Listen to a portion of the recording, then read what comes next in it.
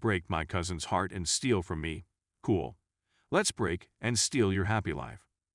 All of you have a wonderful day and a good night. Recently, this came to an end, and a buddy advised that I put it here as a last farewell to those who have followed me. So when I found out about my cousin's relationship with this man, it had been going on for quite some time. Everyone despised him since he only showed up when he was in desperate need of anything or when he wanted to have with another person. From now on, we'll refer to him as John. My cousin and my uncle would have regular fights and would break up and then reunite as the years went by. I didn't say anything to him because, well, what was the purpose of saying anything to begin with? She has matured and is now able to make decisions for herself on a regular basis. When she questioned about my recommendations, I gave them to her without hesitation. So, following the divorce of her and her husband, she and I decide to move in together.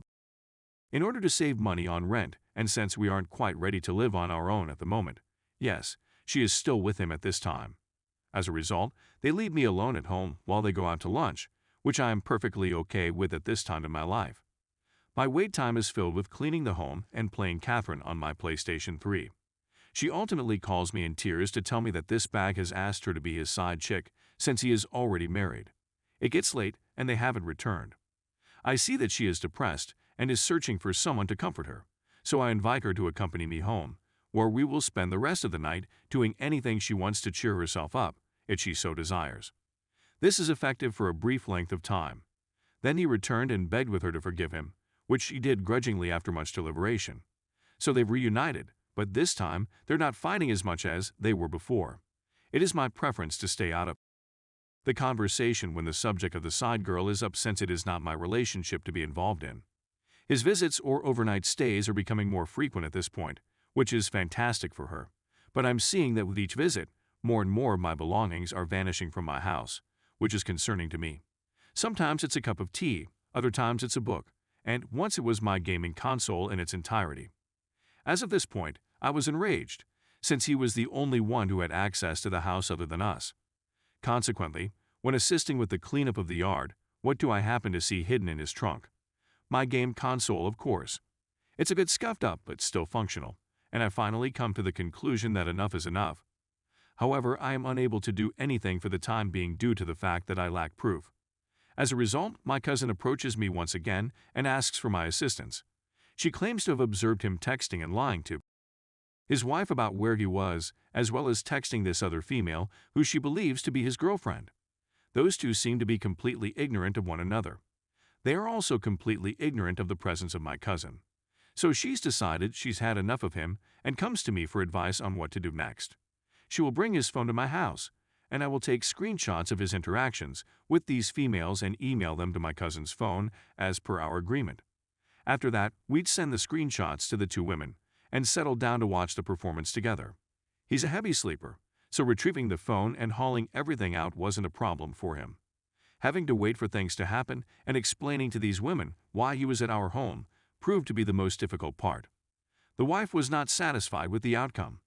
Upon hearing this, the other girl scoffed and hung up. When he returned the next day, he discovered that his wife had prepared all of his possessions for him when he returned. He had a wonderful surprise waiting for him when he returned to her the following day. We know she did since he returned and expressed a desire to stay with us while he looked for a place for him and her to live. My cousin was rejected, and their relationship came to an end. Story 2. My wife has been lying and cheating on me for months even after catching her in the lie. In order to get started, I should mention that my wife and I have been married for around 9 months. Having been together for nearly a year and a half, we made the decision to be married. During that time span, we've been living together in Florida for at least a year at a time. I was informed by her around Valentine's Day this year that she desired a break from the relationship since she was unhappy with it, and we both agreed that she should take a break. The fact that she was talking to someone wasn't revealed to me until a few days later, when I received a text on her phone from someone she referred to as B. It was only when I challenged her about it that she laughed and said that it was just the name of a student she didn't recognize, so she simply filed it away as such. It wasn't until a week later that I saw messages on her phone from a person identifying themselves as Swiss B, all of which had hearts on them. Later I found out it was the same guy she was lying about. She said that it was a man she met on Snapchat and didn't really care for at the time of the incident. After that, she requested me to leave because she wanted some space after we had a heated discussion regarding these texts and our relationship. When I returned, I discovered her contacting the man again. I was able to read some of the text messages she sent to him before I left the house. I eventually persuaded her to show me the message, and it was at that point that I discovered that she and him were even, and she acknowledged to me that she had sent him a picture of herself in her underwear. I immediately packed my belongings and boarded a plane to Maryland, where I would spend a few days with my uncle. While I was away from home, I was able to communicate with my wife, who emphasized her willingness to fix the matter and work things out with me. When I pressed her more about Swiss B, she just said that she was not interested in him and only desired that I return to her. My knowledge of his plans to see her in Florida came from her correspondence with him, so I questioned as to whether she had met up with him, to which she answered that she had not. I was disappointed to learn that she had not met with him. My inquiry as to whether or not she had ever seen him was answered affirmatively by her, who claimed that she had not. After over 2 months, she was finally able to convince me to return and continue working on the situation.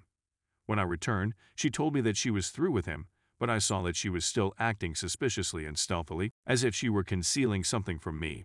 She had gone for a jog one day, and when I got at her house, I discovered that she had remained logged onto Facebook. She and a close buddy were having a talk, and I walked in on it. When she said she really liked Swiss B and wanted him to ask her out, she nearly gave herself away. She also said she doesn't feel she loves me anymore and wants to leave me over the course of the chat. As soon as she arrived home, I confronted her about it, and she burst into tears, telling me how she had made a mistake by lying to me. When I informed her I was finished and ready to leave, she confessed that she had realized she wanted to be with me and didn't want him after all. The next day, I realized that she had Skyped him several times. So I decided to give her another chance, which I did until I realized she was still talking to him and Skyping him a week after I gave her the second chance.